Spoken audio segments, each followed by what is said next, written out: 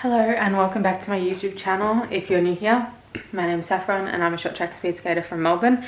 So I'm just about to head off to a club racing meet tonight. I'm nervous and excited, but mostly I'm excited to take you guys along for it.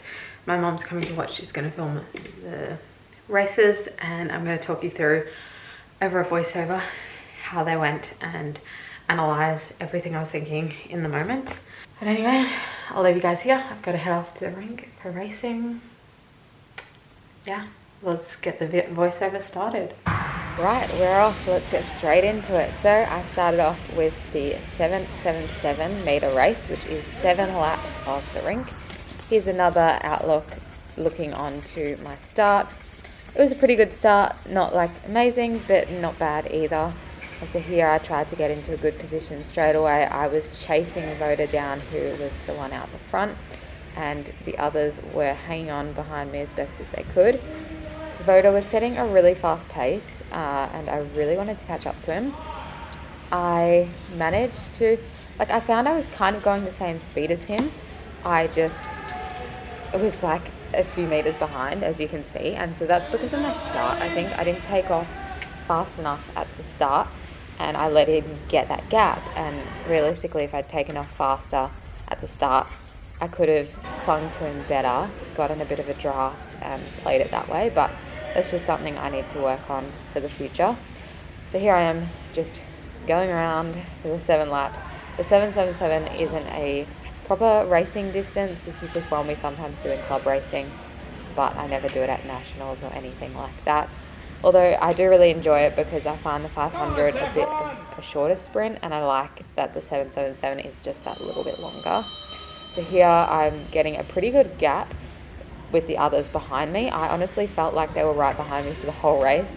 So I was pleasantly surprised when I realized they were actually at least like half a lap behind me. And there we go. That's the end of the 777. Now we're on to the 500. So as you can tell, I started in a different place this race, and that is because we did a handicap 500, which is something I've never done before, and it was really, really cool. So I started as the 3rd person out of, how many of us? 5, I think. Yeah, 5. Excuse my dodgy counting. And so I was feeling so nervous. You can see here, Voda is chasing behind me. He's trying to pass me, and gosh, that just set my nerves off. I was so full of adrenaline. I was shaky.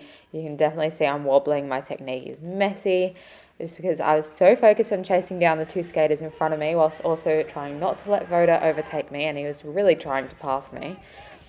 So you can see here, I'm trying to block him, trying to keep him out wide. And there I passed Mel, which was a nice smooth pass, and then straight away I managed to get past Nick, which left me feeling really good. And now I knew I just needed to hold off Voda. Lucky for me, he fell down, so I didn't need to hold him off for too much longer, and I crossed the finish line, winning the 500 handicap race.